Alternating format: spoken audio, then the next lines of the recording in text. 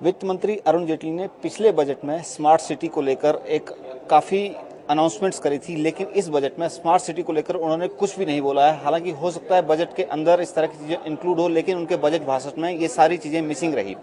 Sir, real estate sector में क्या देखते हैं आप? स्मार्ट सिटी पूरी तरह से मिसिंग है।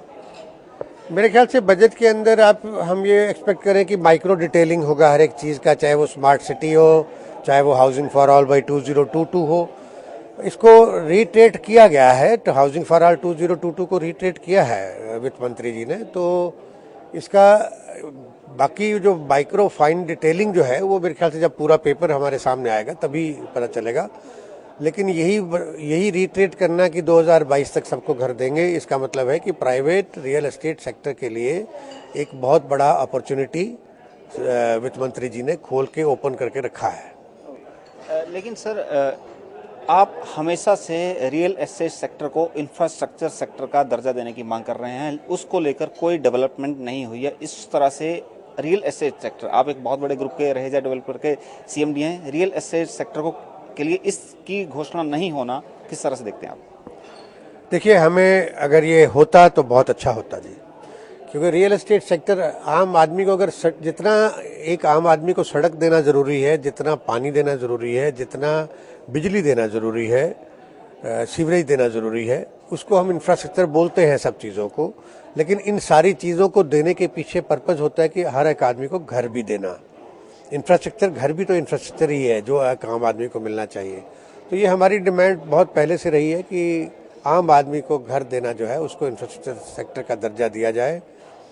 अभी इस बारी भी नहीं हुआ है अभी तक, लेकिन हम फिर भी उम्मीद रखते हैं कि आने वाले टाइम पे ऐसा हमें कंसीडर किया जाएगा, ताकि हमारे सेक्टर को जो है ऐसी, क्योंकि एक्चुअल में है ही ये इंफ्रास्ट्रक्चर, आम आदमी के ऊपर छत लगाना इंफ्रास्ट्रक्चर ही है, तो उसको सिर्फ एक्सेप्ट करना है।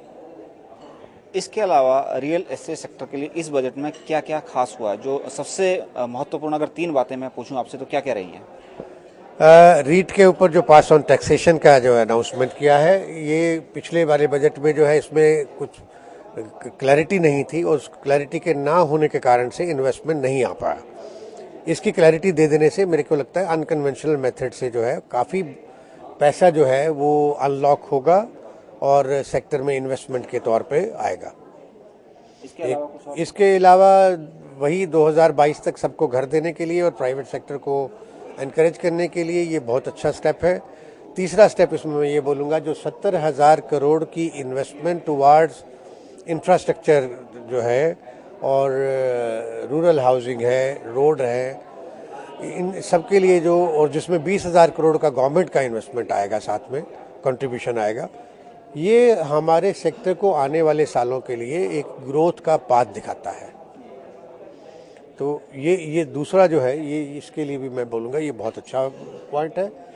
हाँ, जीएसटी की तरफ बढ़ते हुए जो 12.3% को जो है 14% सर्विस टैक्स जो किया है, उसका हल्का सा बर्डन जो है वो हाउसिंग प्राइसिंग के ऊपर भी और एक कैपिटल गुड्स के ऊपर भी जो है परचेजिंग पावर को इफेक्ट करेगा। लैंड एक्विजिशन बिल को लेकर जिस तरह का एक हर्डल बना हुआ है, क्या देखते हैं कितना हर्ट कर सकता है ये? अगर इसी तरह का स्थिति बनी रही, क्या इससे रियल एस्टेट सेक्टर प्रभावित होगा? लेकिन land acquisition real estate sector की एक बहुत बड़ी डिमांड है। मैं ये चाहूँगा कि पूरे देश में जो भी लोग हैं जो इस एक्ट को या इस चीज़ को जो है लेजिस्लेशन को फैसिलिटेट कर सकते हैं, उनको एक लार्जर पर्सपेक्टिव से, देश के पर्सपेक्टिव से सोचना चाहिए। इस देश में 2/3 यंग लोगों को एम्प्लॉयमेंट देना बहुत ज़रूरी है। एम्प्लॉयमेंट एग्रीकल्चरल सेक्टर से नहीं आ सकता, इंडस्ट्रियलाइजेशन से आ सकता है, मेक इन इंडिया से आ सकता है।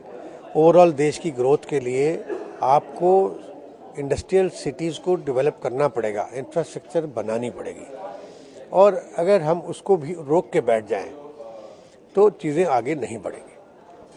ओवरऑल इस बजट को कितने मार्क्स देना चाहेंगे सर आप? मैं कहूँगा बहुत अच्छा बजट है, लॉन्ग टर्म बजट है, लॉन्ग टर्म पर्सपेक्टिव से बनाया गया है, और आम आदमी को जो है और रूरल इंडिया को साथ लेके चलने के लिए बनाया गया है। 8 से 9 नंबर दूंगा।